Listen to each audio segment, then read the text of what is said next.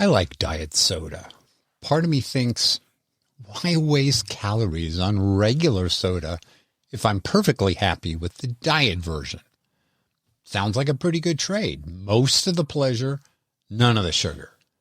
But then I remember my cardiology professor walking around with a Diet Coke in one hand and a Twinkie in his pocket. Was he on to something? Or was he misguided? Let's find out.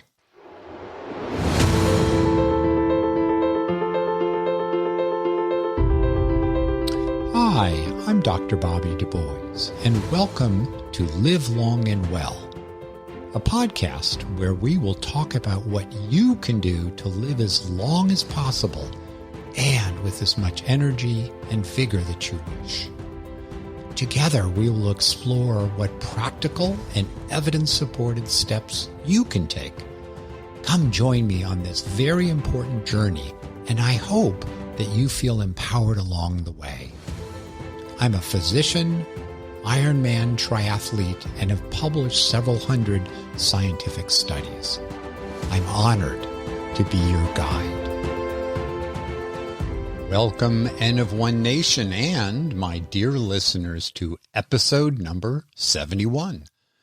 Diet Coke, Twinkies, and the questions that matter. Compared to what?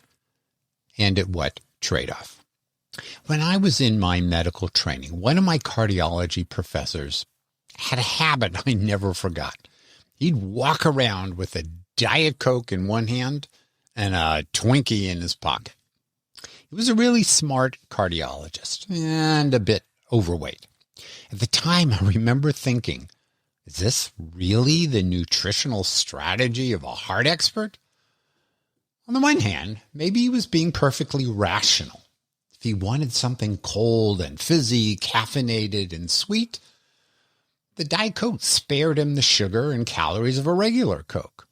Maybe this was harm reduction. Enjoy the Twinkie if you must, but at least don't wash it down with another 150 calories of liquid sugar. But there were other possibilities. What if the Diet Coke was not innocent? What if the artificial sweetener was doing harm on its own? Increasing your cancer risk, altering metabolism, changing the microbiome, or driving cravings. And what if the Diet Coke made the Twinkie easier to justify? That memory stayed with me, partly because I understand the logic.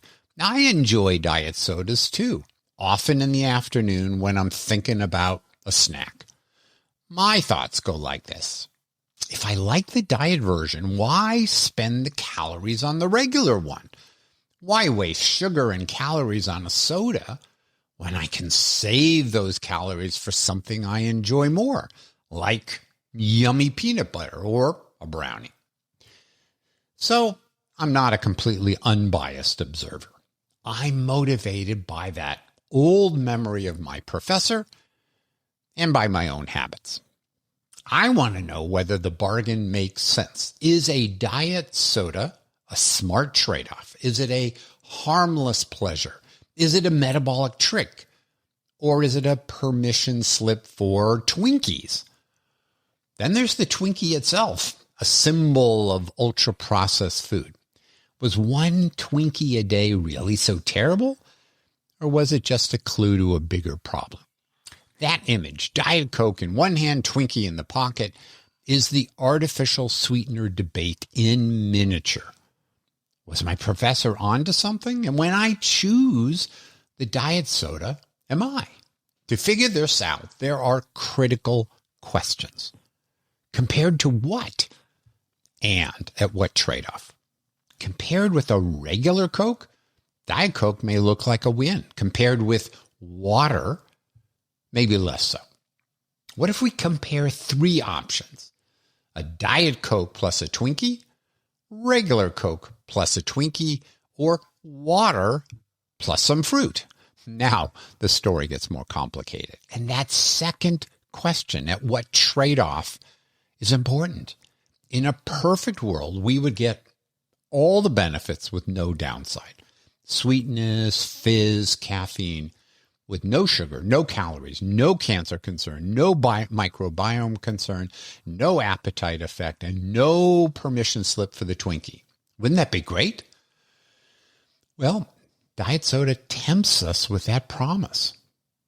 Maybe it really is close to that for many people. Most of the pleasure of soda, almost none of the sugar calories. But maybe the bargain isn't completely free. So let's keep coming back to the questions. Compared to what and at what trade-off? Part 1, the simplest case for artificial sweeteners. Well, before diving in, let's set the stage. Non-sugar sweeteners are really common. Half of Americans consume some each day, although about 30% don't use them at all. The most common ones are Splenda or sucralose, Sweet and Low, or saccharin, Equal, or aspartame and stevia. I call them non-sugar sweeteners as they aren't all artificial. Stevia is a natural sweetener, but today I'll call them non-sugar sweeteners or artificial sweeteners to have kind of a general term. These non-sugar sweeteners really work. They're super sweet, perhaps 200 to 600 times more sweetness than sugar. And they're in many foods and drinks. Here's the simplest and perhaps best case for non-sugar sweeteners. Substitution. If someone is drinking calories, a regular Coke or a sugar-sweetened juice, and they replace those calories with a non-caloric beverage they still enjoy, that may reduce enough calories to matter. One important study here is the CHOICE trial. Choose healthy options consciously every day. This study randomized 318 adults who were overweight or obese. Participants were randomized to several groups. In the first one, they replaced sugary beverages with water. The second group replaced sugary beverages with diet ones. Over 6 months, both groups lost about 2% of body weight. Not a dramatic result, but replacing caloric beverages with non-caloric ones produced modest weight loss. That's the cleanest case for diet soda. Fewer calories, a bit more weight loss. Now, the study doesn't show that diet soda is good for you or that diet soda makes you thin. But if the alternative is a sugary drink, a diet drink may be a useful swap. So if my professor's Diet Coke replaced a regular Coke, this study points in his favor. He wasn't making a perfect choice, but he may have been making a better one. And this is the theme that will run through the whole episode. Artificial sweeteners look best when they replace sugar. They look weaker when they replace water. And they look most suspicious when they become a permission slip for that Twinkie. That's the best case for diet sodas or non-sugar sweeteners. But now we need to explore the issues that folks say are really bad. Part 2, the myths. Myth 1, artificial sweeteners cause cancer. Let's start with the scariest claim. Artificial sweeteners cause cancer. Now, this myth didn't come from nowhere. The first major danger signal was not aspartame. It was cyclamates and saccharin. In the late 1960s and 70s, animal studies linked those sweeteners with bladder cancer in male rats. Based upon information like this, cyclamates were banned in the United States in 1969, and for a while, saccharin was put on a cancer list. This began the cancer fear. But like most health issues, it's more nuanced. Dose and biology matter. Those early rat studies exposed the animals to massive doses of these sweeteners. One author estimated the exposure was roughly equivalent to hundreds of diet sodas per day. And with saccharin, the National Cancer Institute later noted that although high-dose saccharin was linked with bladder cancer in rats, that mechanism didn't apply to humans. And saccharin was removed from the U.S. carcinogen list in 2000. The modern cancer concern is more subtle. A big human study you might hear about is Nutrinet Santé, a French observational cohort. It included over 100,000 adults and found that those people who consumed more artificial sweeteners had a slightly higher overall cancer risk compared with those who didn't consume them, with a hazard ratio of 1.13 or potentially a 13% increase in cancer risk. Aspartame and acesulfame K were the main sweeteners implicated. Now, what should we make of this study? The study was observational, meaning they didn't randomize folks to either drink or not drink artificially sweetened beverages. Rather, they just asked what folks ate and drank, and then observe what happened to them. And it's very possible that people who use more artificial sweeteners differ from people who don't in body weight, diet behavior, diabetes risk, medical surveillance, smoking, alcohol, and many other ways. Now, the authors tried to adjust for many factors, but residual confounding is hard to eliminate. I conclude from most observational studies that the findings may be interesting, but absolutely not definitive. So the cancer myth has an origin with the rat studies, and then a potential signal from an observational study. My practical verdict: I understand the cancer concern, but don't think that having a couple of sodas a day will be the cause for me. A whole lot of other factors are likely way more important. Myth 2, diet soda makes you gain weight. Now, the next myth is the diet soda paradox.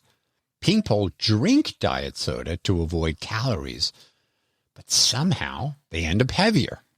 This myth came largely from observational studies, where diet soda drinkers often looked metabolically worse. They were heavier, had more diabetes, or gained more weight over time. But here's the evidence problem. People often switch to diet soda because they're already gaining weight or already worried about diabetes. That is reverse causation. If someone is told your glucose is high, lose weight, stop drinking regular soda, and then you switch to diet soda, you can't blame what happens on that soda. The diet soda may simply mark someone who is already at higher risk. That's why randomized trials matter. I mentioned the choice trial, where folks were randomized to drink diet beverages and lost weight. Another useful study is the switch trial, where 500 folks who were overweight or obese were randomized to either drink water or non-calorie sweeteners. They also were given general weight loss guidance. Here's what happened. At 52 weeks, the water group lost about 13 pounds, while the diet beverage group lost 16.5 pounds, a difference of about 3 pounds. The effect was modest, but if diet drinks inevitably cause weight gain, that's not the result you'd expect. So the verdict is not that diet soda is a great weight loss drug, but it seems pretty clear to me from the evidence that diet soda doesn't seem to cause weight gain. Myth 3, diet soda ruins our glucose metabolism. Another argument is that artificial sweeteners may mess with our metabolism, our insulin levels, our glucose tolerance, and our risk of diabetes. This is biologically plausible. Sweet taste isn't just a flavor. It's part of a system involving the gut, the brain, hormones, and reward. But again, we need to move from a cool theory to some real evidence. The sodas trial. Now, you got to love the researchers for inventing fun names. And this one is the study of drinks with artificial sweeteners. The SOTUS trial randomized 181 adults with type 2 diabetes who regularly consumed artificially sweetened beverages. One group continued drinking 24 ounces per day of those drinks. The other replaced that amount with plain water, still or sparkling, for 24 weeks. The trial found no evidence that substituting water improved glycemic-related clinical care measures. Or, conversely, those who drank the diet drinks didn't have bad changes in their blood sugar. This is a nice myth-busting study because it tests a very concrete claim. If diet beverages are secretly worsening glucose control, then replacing them with water should help. In sodas, it didn't. Now, that doesn't say Diet Coke is better than water or that all of us should drink diet soda, but it weakens the claim or debunks the myth that artificially sweetened beverages are metabolically harmful. With all the great names for these trials, I am still waiting for the Twinkie trial. So my practical verdict, the glucose metabolism concern is plausible, but the SOTUS trial doesn't support the idea that replacing diet drinks with water improves glycemic control. So I don't think the myth is true that artificial sweeteners hurt our glucose control. And now for myth 4. Diet soda tricks your brain and makes you eat cookies. Now, this is a pretty reasonable sounding myth. Sweet foods usually have a bunch of calories. Artificial sweeteners break that signal. So maybe the brain says, nice try. Now go find the real sugar. This is exactly why my professor's Twinkie matters. Perhaps the Diet Coke caused him to want the Twinkie. What's the evidence for this? There are animal studies suggesting that separating sweet taste from calories can affect appetite, reward, and metabolic signaling. And some people could experience diet soda this way. They drink the diet soda, it doesn't satisfy the sugar craving, and they go looking for that Twinkie, cookie, brownie, or other sweet foods. If this compensation effect were real for most people, then the beverage substitution trial should have failed. People would simply eat back the calories. But that isn't what we generally see. In the choice trial, replacing caloric with non-caloric beverages produced modest weight loss. In the switch trial, 500 folks assigned to artificially sweetened beverages did at least as well as the water group and actually maintained slightly more weight loss at 52 weeks. So the simple story, diet soda makes you eat cookies, is too strong. The better story is it likely depends on the person and the purpose. Diet Coke is not the same psychological intervention for everyone. For one person, it's a tasty, cold, caffeinated beverage. Now, that person wants fizz, caffeine, and a ritual with lunch. In that case, Diet Coke may be a good substitute for regular Coke. For another person, it is an attempted substitute for dessert. They want the combination of sweetness and calories. In that case, Diet Coke may not scratch the itch. So the question isn't, did Diet Coke cause me to eat the Twinkie? The better question is, did Diet Coke help my cardiology professor justify the Twinkie? My practical verdict, diet sodas don't mean we're doomed to eat more Twinkies. The clinical trials don't support that for most people, but you can test this in yourself and find out. And now we get to myth 5. Artificial sweeteners wreck the microbiome. This myth and concern is a pretty new one against artificial sweeteners. The idea is that these sweeteners may not contain calories, but these non-sugar sweeteners may still alter the gut microbiome. And those microbial changes may affect glucose tolerance or metabolic health.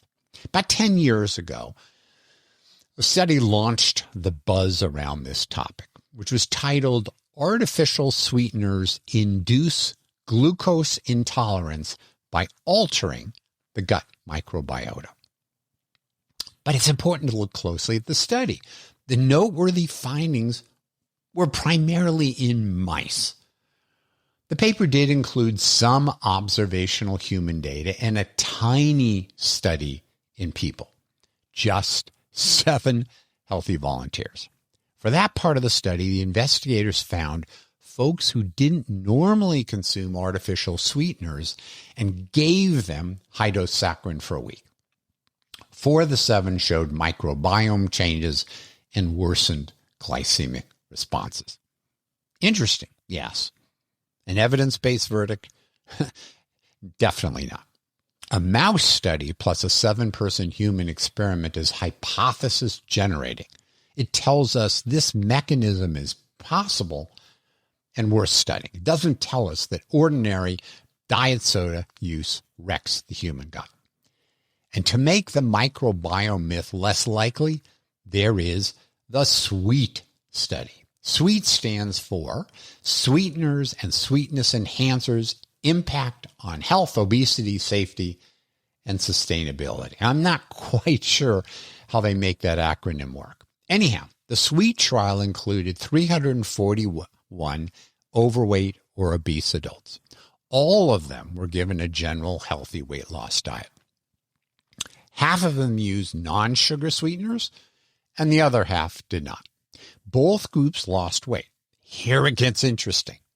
The non-sugar sweetener group did have changes in their microbiomes, but the changes identified were felt to be beneficial ones, not shifts to harmful bacteria. Now, although the earlier study with mice and 7 humans showed some microbiome changes viewed as problematic, the SWEET trial had 50 times more people in it and found no bad microbiome changes. So, do non-sugar sweeteners affect the microbiome? Perhaps, and perhaps in ways that aren't bad for you. Like lots of things that change the microbiome. Fiber changes the microbiome. Exercise changes the microbiome. My practical verdict, I don't think that the evidence supports this myth. Non-sugar sweeteners may not be microbiome neutral, but they don't seem to be problematic. And now to part 3, the joys of a Twinkie or other sweet foods. Now we get to the part of the episode that I think matters most in real life. If the goal is purity, drink water. Water wins. It has no sugar, no sweetener, no additives, no calories, no controversy. But food and drink are not just nourishment. They provide joy and ritual and social connection in our lives. A cold diet soda with lunch may give someone real enjoyment that plain water simply doesn't. That definitely doesn't make it a health food, but enjoyment matters. A joyless diet that you or I abandon is not better than a pretty good diet that we can sustain. Look, in a perfect world, you'd get the benefits with no downside. Diet soda may not be perfect. You might still have reasonable questions about appetite, microbiome effects, and long-term observational signals. But compared with regular soda, it may be close enough for many people. Much of the pleasure, far fewer calories, much less sugar. So maybe the right question is not, is Diet Coke better than water in a purity contest? The better question is, does Diet Coke give me enough pleasure and sugar reduction to justify any plausible downside? For many people, the answer may be yes. The perfect beverage you resent may be less useful than the pretty good beverage that helps you avoid sugar and still enjoy lunch. But now we have to come back to the Twinkie. I've done a whole episode on ultra-processed food, so I won't redo that here. But the Twinkie matters because it reminds us not to stare so hard at the Diet Coke that we miss that Twinkie in the pocket. A Twinkie is an ultra-processed food. That doesn't mean one Twinkie is poison. But ultra-processed food patterns can make overeating easier. In my ultra-processed food episode, I discussed a key study. Small, but really important. When folks were randomized to a diet with or without ultra-processed food, they ate 500 calories per day more when they had ultra-processed food and gained weight. So a Twinkie a day may not be catastrophic, but if the Diet Coke makes the Twinkie become a regular part of your day, then we need to be careful. Let's wrap up.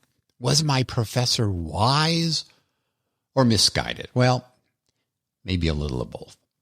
Wise if the Diet Coke replaced a regular Coke. Misguided if he felt that lots of Twinkies were fine. And when I reach for a diet soda myself, the same rule applies. If it gives me pleasure and helps me avoid sugar, maybe that's a good bargain. If it becomes a permission slip for more desserts, maybe not. So where do I land? Honestly, somewhere in the middle. I don't think artificial sweeteners are poison. In nutrition, the right question is rarely, is this one thing good or bad? The better question is, compared with what? And at what dose? For whom? And at what trade-off? I'll still enjoy Diet Coke, but I will also see if I often have a Twinkie hiding in my pocket. Please let me know what you do in your life. Do you enjoy diet drinks? Are you fearful of their consequences? Send me a note through the podcast website or at Bobby at drbobbyevidence.com.